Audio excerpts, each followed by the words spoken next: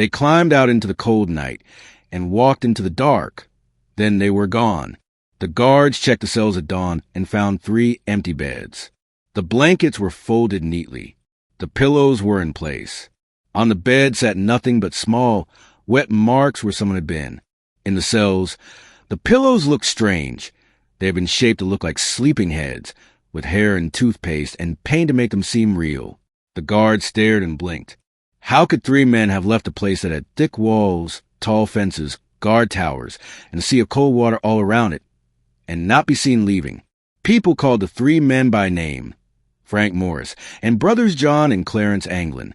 They were prisoners on Alcatraz Island, a prison set on a rocky island in the middle of the San Francisco Bay.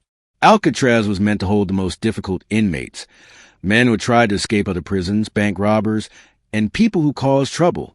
The island had water that was cold and rough and full of currents. The lights on the towers watched every move.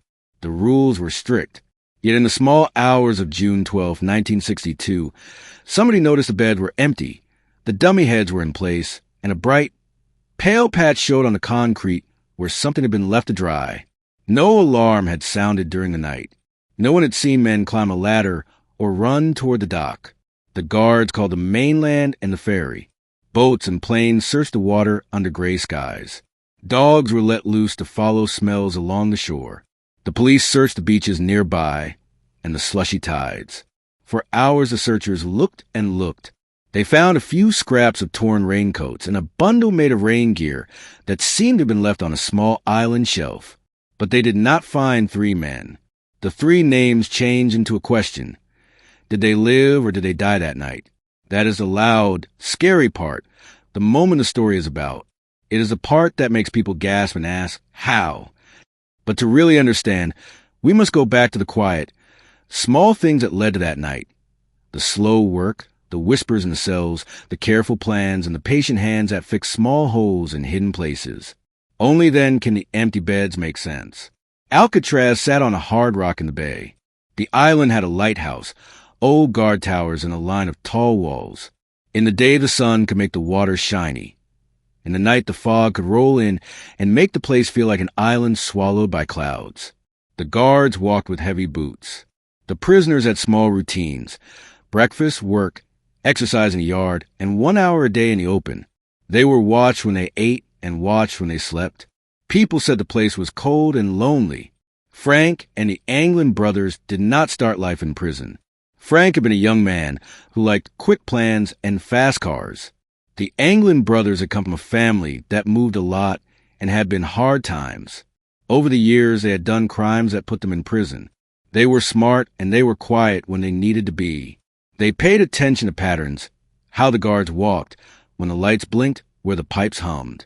To them, the prison was a puzzle, and they looked for how a puzzle could be moved. Inside the cell block, the men had small places where they could hide notes or fold papers. They traded ideas in the laundry room and in the workshop when they fixed small things. They watched the guard habits. They learned that the guards sometimes left blocks of time with less attention. They learned that the supply boats came on certain days and that the fog could hide a shape. The island had its own slow music, and the prisoners listened until they knew the beat. The 3 men were not the only ones thinking about escape, but they were the ones who worked on the plan. They met quietly on benches and in the shadows of the day room, speaking softly. They used small tools they were allowed to use in the prison workshop. They made small things that fit inside other small things. They spoke in jokes and in short words, so the guards would not notice. They practiced moving through narrow passages and listening for the shifts of doors. The prison had holes and seams where a hand could slide and find a little empty space. Finding those spaces took time. One important thing they had was patience. A big plan is often made of many tiny steps. A tiny step might be a small hole behind a vent or a place inside a wall that held only air.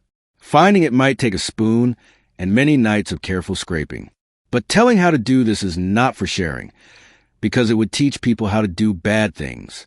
What is important is that the men kept working a long time, and they did not hurry. They were quiet and careful. They made small changes that no one else noticed. Another part of the plan was simple. They wanted to make the guards believe they were asleep. Pillow heads were one way. They shaped straw, paper, and other things beneath a pillow to look like a head with hair. They painted the faces with a mix of soap, toothpaste, and burned materials, so the guards would think a man slept on his pillow all night. The fake heads sat there while the real men slipped away. That trick was clever, but it was only one small part.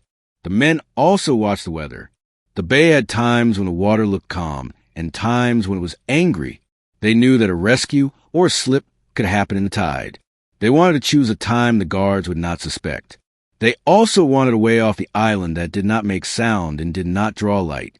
They needed some floatable thing to cross the water, and they needed quiet clothes that would not soak too fast. In the months before the night, they tested small moves and watched how the guards reacted. They had help from a few other inmates who kept quiet or looked the other way when needed. Prisoners sometimes help each other for many reasons: fear, favors, or friendship. But the men also had danger. Many times a plan fails because of small things. A guard might change a pattern, a tool might break, or a secret might leak from one person to another. For the men, each tiny risk felt like a rock in the shoe. They worked slowly and they covered their tracks. They pretended to be misfits, so no one would look too close. The workshop time gave them small hours in a place where the guards did not watch every move. The story also had low moments. Nights when the men laughed quietly over a small meal, afternoons when the fog hugged the island, and the cool hours of laundry when someone told a joke that made them feel like boys again. They were not monsters. They were people with fears and homes far away in their memories. They wrote letters sometimes and put their names on small papers. They told small stories about the past to keep the future from feeling empty. As the days turned into months, they pulled together the pieces they needed. They prepared their escape at night, shaping, folding, and hiding. They borrowed small items. They practiced and then practiced again. They worked until their hands knew what to do without thinking. Other men in the prison helped by keeping quiet or by smoothing the way in small steps. But always, the plan held a single terrible risk: the water between the island and the city. On the night chosen, fog lay heavy over the water like a thick blanket. The moon hid sometimes behind clouds, so the night looked smooth and soft. The three men waited until most sound from the island was slow and asleep. They made sure the fake heads were in place on the beds. They checked small knots and tucked cloth into hidden spots. They pushed away fear with calm words. Then they moved. What exactly happened next is the story's loud heart. The men left the cell. They climbed into the dark places of the old prison, down narrow corridors, and into service rooms that had old pipes and low lighting. They used places behind vents, where the walls had a little room, and they squeezed through small openings. They worked together, helping each other over bumps and through rusted plates. The sound they made were small: a slip of metal, a whisper, a breath. The guards did not notice until much later.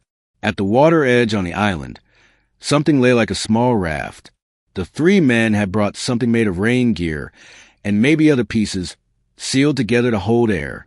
They may have tied the bundle tight and tested that it would float. They may have wrapped themselves so the water would not take their clothes and make them sink fast.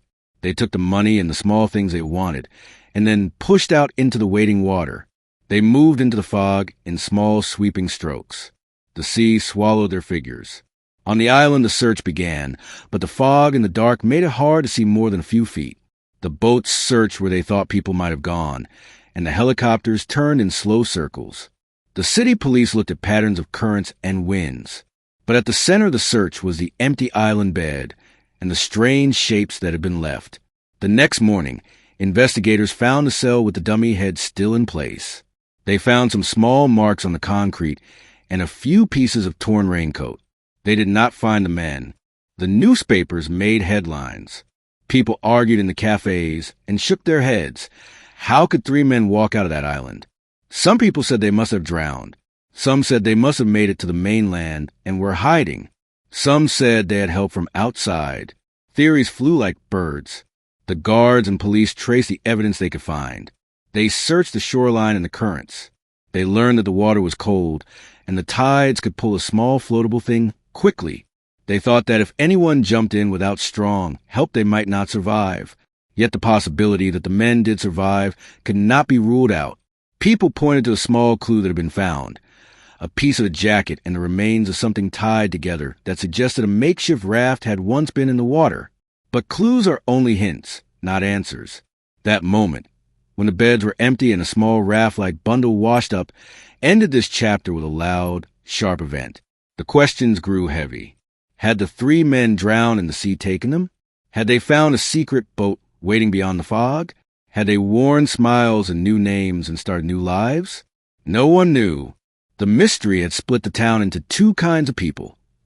Those who believed the sea had swallowed them, and those who believed they had vanished like shadows into a new life. And the final thing that hung in the air like breath in cold night was a thought. Somewhere on the shore or in the fog, a secret waited. Something small and quiet that might one day answer a question or might keep the mystery alive forever. We stop here. When you are ready, I will continue chapter 2.